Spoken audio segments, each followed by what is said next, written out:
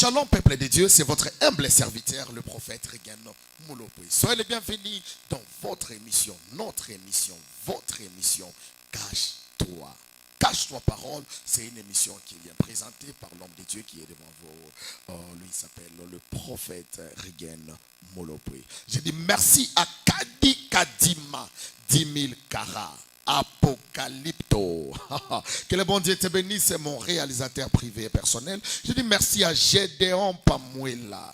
Aujourd'hui, nous travaillons avec l'homme de Dieu, Gédéon Pamouela. Je te salue. Je dis merci à Déborah Ngama pour la coordination, Raphaël Mouzalimoya pour la supervision de cette émission. Cache-toi parole. Nous allons passer par rubrique publicitaire. Merci beaucoup Kadi Kadima, un programme qui nous a été demandé de venir célébrer l'Éternel avec Mama Iguette à Missy. Le 8, ça sera le 8 juin. On sera dans la salle Ennika à partir de 14h juste.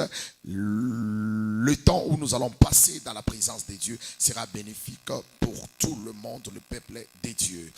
Aujourd'hui, nous allons passer un bon moment avec un homme bien. Lui, c'est le prophète. Dieu merci. Eradi. Shalom prophète. Shalom prophète. Comment vous allez? Non, par la grâce de Dieu, on est là. Beaucoup de temps. Vraiment. Le Bombachi vous réclame toujours. Vraiment. Alors je souligne quelque chose. Le prophète Dieu merci, il est à Lubumbashi, il réside à Lubumbashi avec l'église, c'est comme encore le nom Foundation Fire Ministries.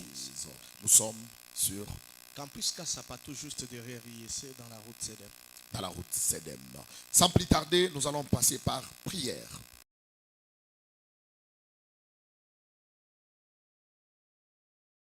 Kadi Kadima, aujourd'hui nous allons parler sur quoi prophète? Dieu merci Radi. Aujourd'hui nous avons un thème qui va bouleverser le monde entier. Okay. C'est un thème très puissant. Okay. C'est aussi une question. Pourquoi Adonijah règne-t-il? Pourquoi Adonijah règne-t-il? Pourquoi? Là nous sommes dans 1 Roi 1, son 13e verset. Si vous lisez, nous essayerons de monter ensemble. Merci de beaucoup. bénir le peuple de Dieu. Nous allons prendre la parole de l'Éternel, 1 Roi chapitre 1 et le verset 13. Va, entre chez le roi David et dis-lui, ô roi mon Seigneur, n'as-tu pas géré à ta servante en disant, Salomon ton fils régnera après moi et il s'assiera sur mon trône. Pourquoi donc Adonijah règne-t-il? Wow. Qu'est-ce que vous voulez dire par là? Prophète Dieu merci.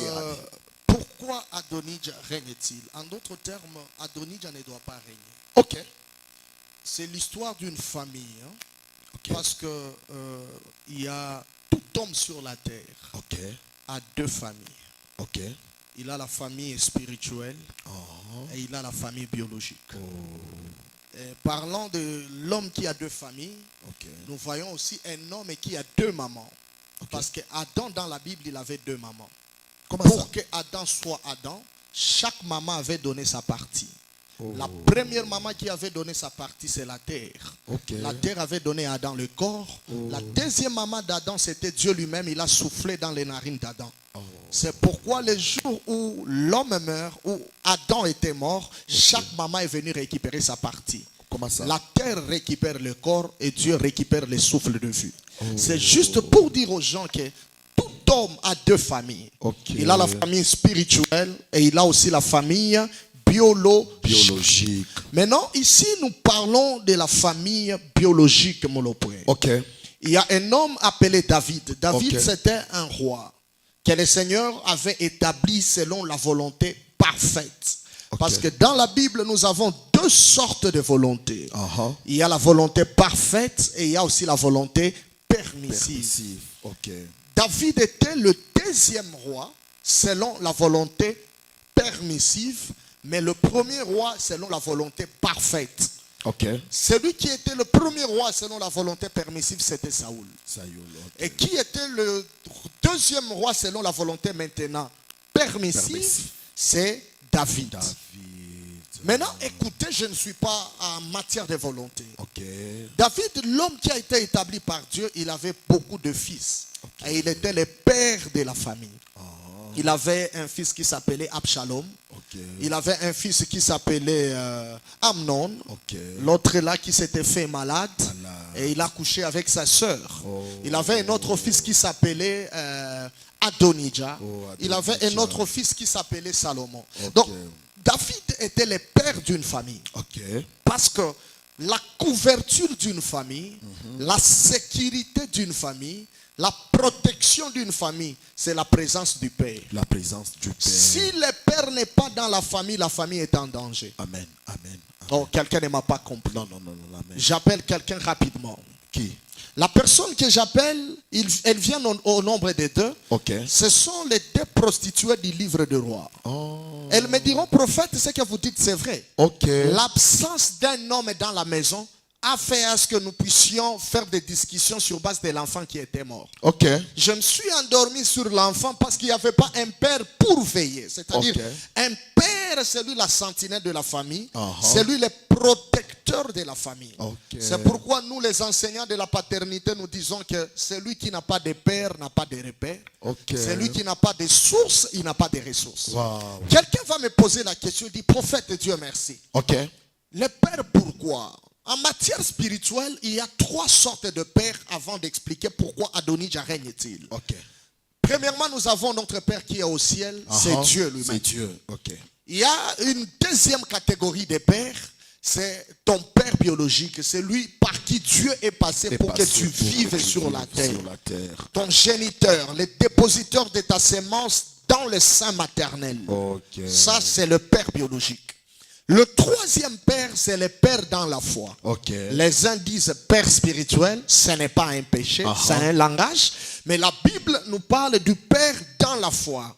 Oui, l'apôtre Paul le confirme, même Timothée aussi, il dit non, je suis votre père car je vous ai engendré dans la foi par l'évangile. C'est-à-dire, la paternité est biblique.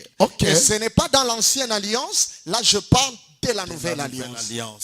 Et quand il y a le Père qui est Dieu, il y a le Père biologique, il y a aussi le Père dans la foi. Pour aider les gens qui aiment corriger. Parce que si on dit spirituel, il y aura toujours quelqu'un. Non, le Père spirituel n'existe pas.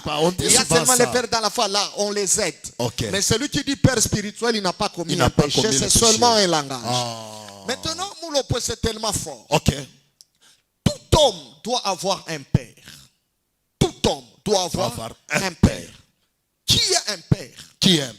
Un père, la première des choses, il est la couverture du fils. Dieu l'établit comme une couverture dans le monde spirituel. Le père, c'est comme un parapluie. Le parapluie n'est pas au-dessus de toi pour te dominer, mais le parapluie est au-dessus de toi pour te protéger. Quelqu'un ne m'a pas compris. Qui est un père Moulopoé? Moulopoé, le père, il est l'interprète de la vision du fils. Quelqu'un ne m'a pas compris. Qu'on ne vous trompe pas.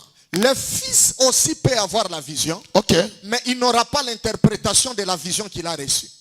Il faut qu'il y ait un père pour interpréter la vision que le fils a reçue. Si tu ne me donnes pas un amen, j'appelle quelqu'un rapidement. Il est où cet homme? Celui que j'appelle, c'est Joseph. Joseph vient. Joseph me dira, prophète, Dieu merci, ce que vous dites, c'est tellement profond. Moi aussi, Joseph, j'avais reçu la vision nocturne des étoiles. J'avais reçu la vision nocturne des herbes. Mais Dieu ne m'a pas donné l'interprétation. Il a pris l'interprétation, il a mis ça dans le main de mon père. C'est-à-dire, le fils peut aussi recevoir la vision, mais le père est l'interprète de la vision du fils. C'est pourquoi Dieu, quand il donne la vision au fils, il cachera l'interprétation de la vision pour que le fils ne soit pas orgueilleux. Parce que si le fils a la vision et qu'il a aussi l'interprétation, il devient un fils indépendant. Il ne dépend de personne. Il faut que le père reste avec l'interprétation et que le fils aille avec la vision pour que lorsque le fils sera compliqué par la vision, qu'il rentre au pied de son père afin que le père soit l'interprète de la vision de son fils. Vous parlez bien, prophète. My God. Ça, je continue à expliquer. Explique, prophète. Dans une autre dimension, qui est le père? Le père, il est l'interprète de la voix du fils. Moulopo, qu'on ne vous trompe pas. Dieu peut parler aussi au fils. Il y a des gens qui disent que Dieu ne parle qu'à moi. Non, Dieu peut parler au fils. Mais le fils sera coincé à une dimension où il ne comprendra pas le langage de Dieu. Il faut qu'il y ait le Père pour interpréter la voix que le Fils a reçue. Si tu ne me crois pas, j'appelle un témoin. Appelle un témoin. Le témoin que j'appelle rapidement, il s'appelle Samuel. Samuel vient. Samuel peut écouter la voix qu'il appelle plusieurs fois, mais il n'a pas l'interprétation de la voix. Jusqu'à penser que celui qui est en train de l'appeler, c'est Élie. Il va vers Élie qui était son père dans la foi, son père dans le sacerdoce, afin qu'il lui donne l'interprétation de la voix que Élie n'a pas reçue, mais que le Fils a reçue. Donc un fils spirituel peut recevoir la voix. Dieu peut lui parler, mais celui qui va interpréter la voix du Fils, c'est son Père. Dommage, aujourd'hui, nous avons des fils qui ont reçu des visions, mais des visions sans interprétation. Nous avons des fils qui ont reçu des voix. L'Éternel m'a parlé. Je vis dans un songe. J'ai rassemblé les gens. Directement, il commence son église à Katouba. Directement, il commence son église au Bel-Air. Il a reçu la vision, mais il n'a pas reçu l'interprétation de la vision. Il doit aller chez son père. Peut-être Dieu voulait dire au fils que tu as atteint une dimension, tu dois recevoir une responsabilité d'intercession dans l'église. Peut-être. Mais aujourd'hui, beaucoup de fils ne veulent pas que le père interprète. Lui-même, il reçoit la vision. Et lui-même, il interprète sa propre vision. Est-ce que nous pouvons voler? Est-ce qu'on peut voler? Oui. Est-ce que je peux parler? Parle, prophète. David, il était le père de sa famille. Je vais choquer quelqu'un. Laissons Dieu qui est le père au ciel. Prenons le père biologique et le père spirituel. Vous savez qu'entre les deux, celui qui est plus dangereux, c'est le père spirituel. Pourquoi? Parce que le père spirituel ou le père dans la foi, si le père biologique te maudit, le père dans la foi a la capacité d'enlever cette malédiction. Yes, ça j'accepte. Mais si le père dans la foi te maudit, même ton père biologique n'enlèvera pas la malédiction du père dans la foi. Si tu ne me crois pas, j'appelle quelqu'un rapidement. Il est où? Celui que j'appelle, il s'appelle Josué. Josué, tu es où? Josué avait deux pères. Il avait le père biologique et il avait le père spirituel. Le père biologique de Josué, c'était Nun. Et le père spirituel de Josué, c'était Moïse. Qu'est-ce que signifie Nun? Nun veut dire poisson.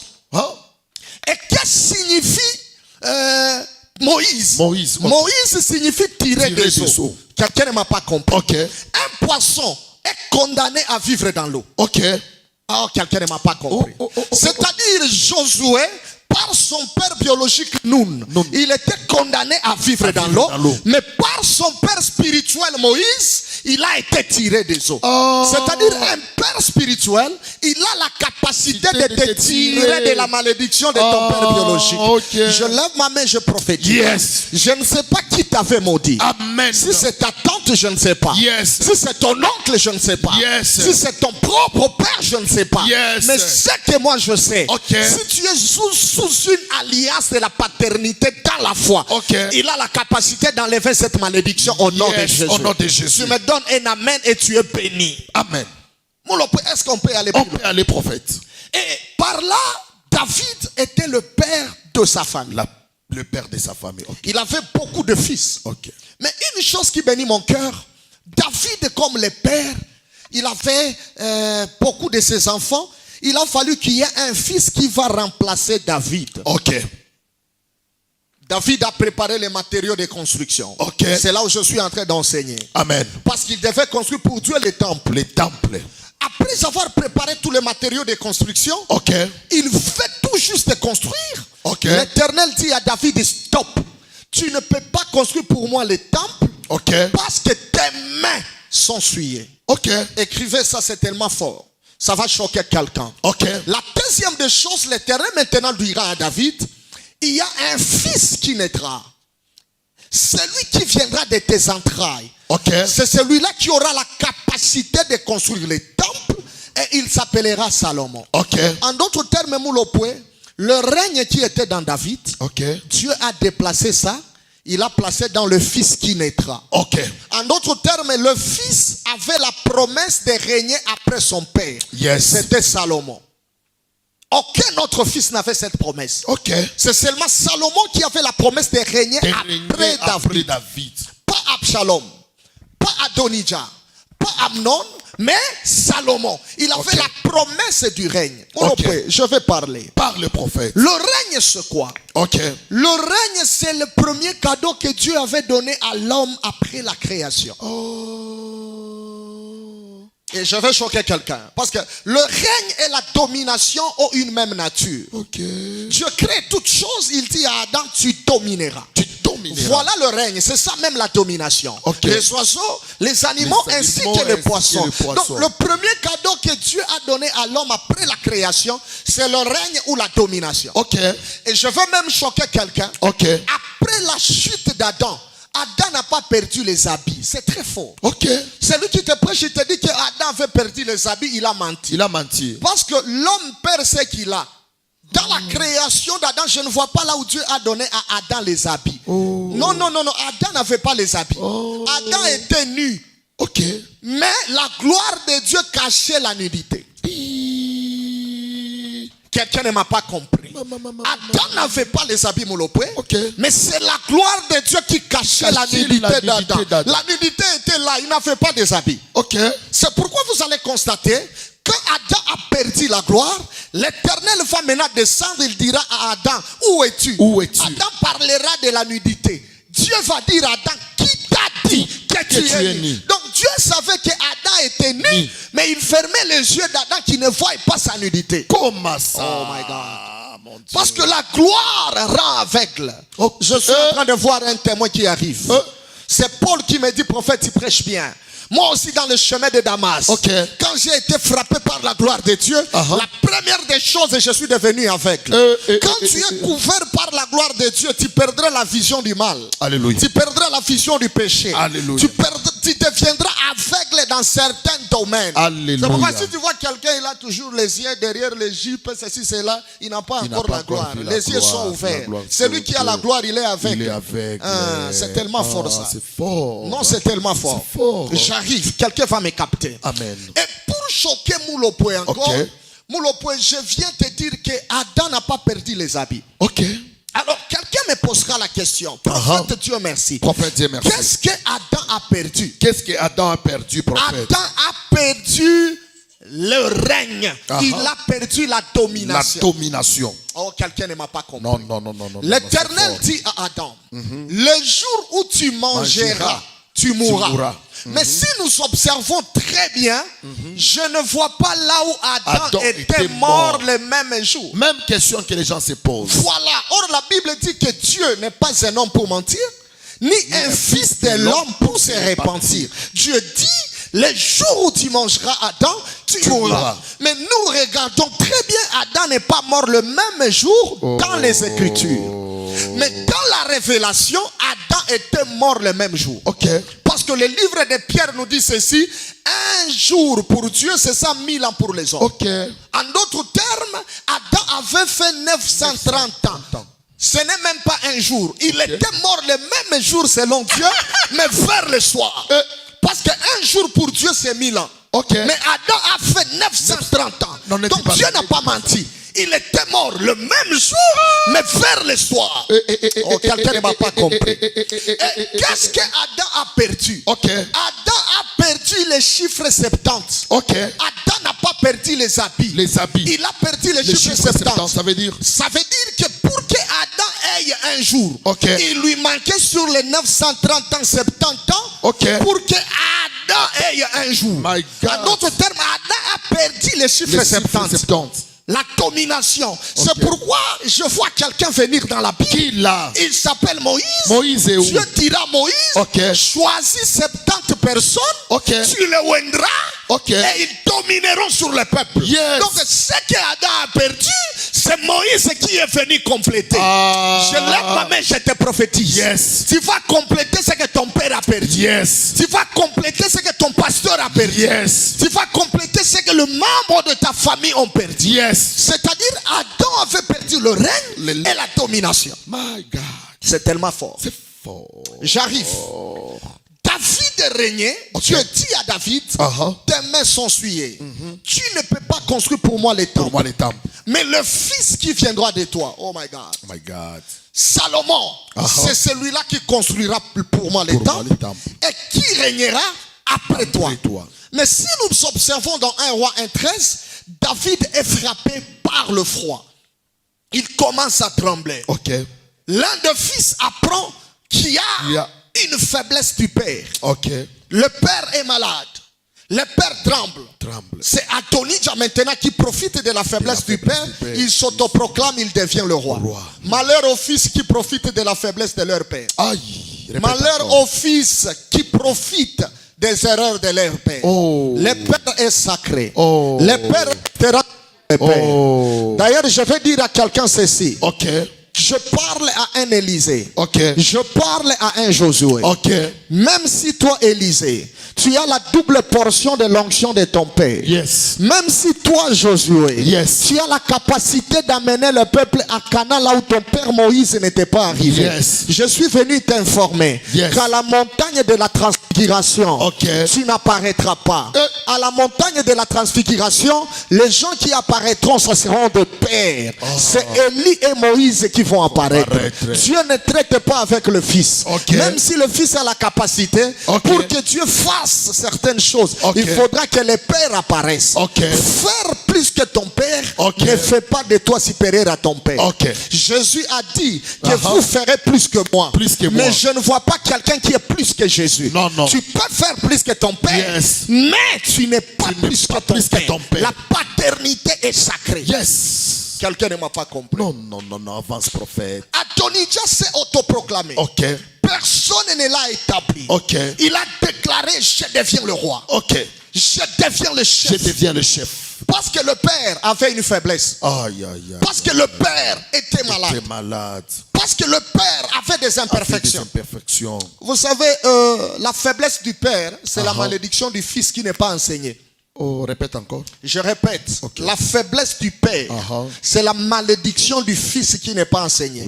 Si tu ne me crois pas, j'appelle un témoin. Tout père responsable, il est comme Moïse. Regardez bien Moïse à Horeb. Moïse reçoit 2 signes. Le premier signe qu'il reçoit, on lui dit prends la main, mets dans tes aisselles. La main avait la lèpre. Quand il fait sortir la main à la lèpre, Dieu dit à Moïse remet la main. Il remet la main, il fait sortir la main est propre. C'est le premier signe. Le deuxième signe, Dieu dit à Moïse jette ton bâton. Il jette son bâton. Le bâton se change à serpent. Mais après un temps, je bénis le terrain pour une chose. Lorsque Moïse maintenant se retrouve en Égypte, je suis très étonné de voir qu'il n'a pas utilisé les 2 signes. Il a seulement utilisé un seul signe, c'est le signe de la verge. Mais je ne vois pas là où Moïse a utilisé le signe de la main devant Pharaon. Mais quand Aaron et Myriam, le fils dans la foi de Moïse, ont commis des erreurs, ils ont commencé à critiquer. C'est alors que la lèpre frappera Myriam. Toi, tu penses que la lèpre était sortie du ciel? Non, la lèpre n'était pas venue du ciel, mais la lèpre était venue des aisselles de Moïse. Tout père, il a la bénédiction et il a la malédiction. Si tu es un bon fils, il peut te présenter la bénédiction. Mais si tu es un mauvais fils, sache que dans les aisselles de ton père, il y a la lèpre. Il cache là-bas. Il attend seulement un Myriam. Quelqu'un qui va désobéir à l'autorité de la paternité. Il prendra ça et Myriam sera victime. Et beaucoup de fils sont des victimes de la malédiction de leur père dans la foi. Que Dieu t'en délivre au nom de Jésus. Amen. Va chercher la paix avec ton père. Amen. Va chercher la bénédiction de ton père. Amen. Va chercher la grâce de ton père. Amen. Dieu sait pourquoi il l'a établi dans ton ministère. Il l'a établi dans ta foi chrétienne. Va réparer. Je commence maintenant à parler. C'est tellement formulé. Je parle de pourquoi Adonijah règne. Adonijah s'autoproclame. Il devient roi. On commence à chanter pour lui. Il devient le chef. Il devient le guide. Mais il n'a pas la promesse. C'est lui qui a la promesse. C'est Salomon. Mais lui, il règne comment? Alors qu'il n'a pas la promesse. Voilà notre thème. Pourquoi Adonijah règne-t-il? C'est lui qui doit régner, c'est Salomon. Mais il ne règne pas. Celui qui ne doit pas régner, c'est Adonijah, mais il règne. Pourquoi? Je finis par ici. Dans le langage simple, David est l'image de Dieu. Oui, Dieu aussi a beaucoup de fils. Mais nous prenons juste deux fils de Dieu. Le premier fils de Dieu, c'est Salomon. Le deuxième fils de Dieu, c'est Adonijah. Qui est Salomon et qui est Adonijah? Salomon, c'est un chrétien. Adonijah, c'est un païen. Et les païens et les chrétiens, ce sont les fils de Dieu. Maintenant, où est la différence entre nous les chrétiens et les païens? Et que nous les chrétiens, nous avons la promesse. Pierre dit à Jésus, nous te suivons. Qu'est-ce que nous aurons? Les centuples sur la terre et au ciel le royaume. C'est-à-dire tout chrétien, il a d'abord la promesse. C'est ce que les païens n'ont pas. Mais nous sommes étonnés de voir les païens qui n'ont pas la promesse, eux vivent bien. Mais nous qui avons la promesse, nous souffrons. C'est ce que Salomon a dit dans Proverbe. Je suis étonné de voir le prince marcher à pied, mais l'esclave marcher sur la monture. Quelqu'un ne m'a pas compris. Les prostituées ont des maris avec facilité. Les prostituées ont des connexions avec facilité. Mais nous sommes de l'église qui craignent Dieu, qui ont la vie de la prière. Ils ont la promesse. On les impose le main, on les impose le pied, mais ils ne règnent pas. Mais ceux-là qui n'ont pas la promesse, ils sont en train de régner. Pourquoi, prophète? Un pasteur magicien, il évolue facilement. Un pasteur bandit, il évolue facilement. Mais ceux-là qui craignent le Seigneur, qui ont la promesse de Dieu, ils font ça pour faire agrandir l'église. Ils font ça juste pour avoir des membres. Ils font ça juste pour manger. Pourquoi Adonijah règne-t-il? Le règne n'est pas pour Adonijah. Le règne c'est pour Salomon. Je décrète et je prophétise sur tout celui qui me suit en direct et en présentiel. Quiconque a pris ta place, il va la libérer au nom de Jésus. Amen. Je libère l'onction à partir de là où tu me captes. Take it in the name of Jesus. Quelle que soit la dimension de celui qui a occupé ton trône, il n'a pas la promesse de s'asseoir là-bas. C'est toi le Salomon de ta famille. C'est toi le Salomon de cette entreprise. C'est toi qui dois régner. Mais il y a quelqu'un qui prend ta place. Je commence à chuter. Quelqu'un va me poser la question. Il dira, prophète, Dieu merci. Si Salomon, il est l'image de Dieu. S'il est l'image de David. Si David, il est l'image de Dieu. Mais les mains de David ont été souillées. Où est-ce que les mains de Dieu ont été souillées? Nous savons que Dieu est saint. Mais tu nous dis que David est l'image de Dieu. Où est-ce que les mains de Dieu ont été souillées? Je vais te dire que Dieu aussi, ses mains ont été souillées. Si tu ne me crois pas, j'appelle un témoin. Très rapidement, j'appelle Genèse. Lorsqu'il était en train de créer dans Genèse, il a créé toutes choses par sa parole. Mais pour créer l'homme, Dieu devait descendre. Il a pris les mains, il a mis dans la poussière. Il a fabriqué Adam. C'est ce jour-là que les mains de Dieu ont été souillées. C'est pourquoi Dieu ne pouvait pas construire les temples. Il a fallu celui qui vient de Dieu, le fils de Dieu par excellence, le Salomon par excellence, le Narcisse de Saron, la roque de séparation, la barbe d'Aaron, la manne révélée. Il était caché au temps de la loi. Jésus-Christ de Nazareth. Et Christ, comme le Salomon par excellence, il appuie ma thèse. Il dit que je suis capable de détruire ces temples et de les reconstruire après 3 jours. Donc c'était Christ le véritable Salomon. Les mains de Dieu qui ont été souillées, les mains sont composées de 10 doigts. Or le chiffre 10 symbolise la loi de Moïse. La loi ne pouvait pas nous sauver. La loi était souillée. La loi avait des imperfections. Il a fallu que Christ, qui est l'image de Salomon, vienne faire ce que Moïse n'a pas fait dans la loi. Donc Moïse était l'image de Dieu. La deuxième thèse qui prouve que Moïse était, David était l'image de Dieu est celle-ci. David avait des identités. Deux identités. La première identité de David, David était berger. La deuxième identité de David, David était brebis. Dieu aussi a des identités. Il est berger et il est brebis. Comment ça? Quand est-ce que David devient berger? C'est lorsqu'il garde les troupeaux de son père Jesse. Mais quand est-ce que David devient la brebis? C'est lorsqu'il dit dans les psaumes, l'Éternel est mon berger, je ne manquerai de rien. Là David devient maintenant la brebis parce que c'est l'Éternel qui est son berger. Et j'aime une chose. Vous savez que la brebis c'est un carnivore, Moulopoué. David ajoute, il dit, il me fait reposer dans les verts pâtirages. La brebis c'est un herbivore. C'est pourquoi David était l'image du berger et il était aussi l'image de la brebis. De même Dieu aussi, il était le bon berger dans l'ancienne alliance. On l'appelle le gardien d'Israël. Mais dans la nouvelle alliance, Il est venu nous sauver comme une brebis. Il n'est pas venu comme un homme. Il est venu comme la brebis de l'Éternel. C'est pourquoi il devait naître dans une bergerie comme une brebis de l'Éternel. Maintenant, je chute par ici pour bénir tout celui qui me suit. Tu es le Fils de Dieu. Regarde bien ta position. Qui est cet Adonijah qui a profité afin d'imposer son règne, afin d'imposer sa domination, alors que le règne n'est pas pour lui, mais le règne est pour Salomon. La première des choses qui a fait à ce que Adonijah règne, c'est le froid de David. Le froid du David. David avait froid moulopé. Il tremblait. On a fait monter des cheminées. Il n'était pas guéri. On a allumé le feu pour calmer le froid. David n'était pas guéri. Un ancien de David dira moulopé à David, on doit prendre une vierge. On la fera monter là-haut. Elle dormira dans ta poitrine. Oh, c'est tellement fort. Ça, c'est pas pour les petits enfants. C'est alors que David va reprendre la force. Et lorsqu'il reprendra la force, il aura maintenant la capacité d'aller condamner Adonijah qui s'était déjà proclamé roi. En plus, pas n'importe quelle fille. Une fille qui doit être vierge.